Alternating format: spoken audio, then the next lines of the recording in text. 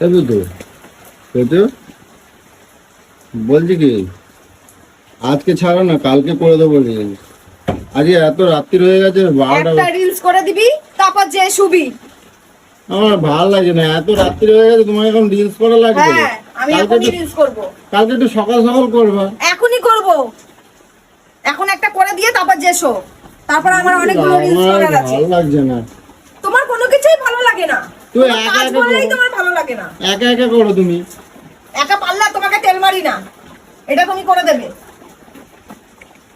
আচ্ছা, তাড়াতাড়ি নাও।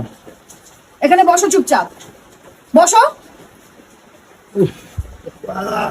আমি রেডি হয়ে আসছি।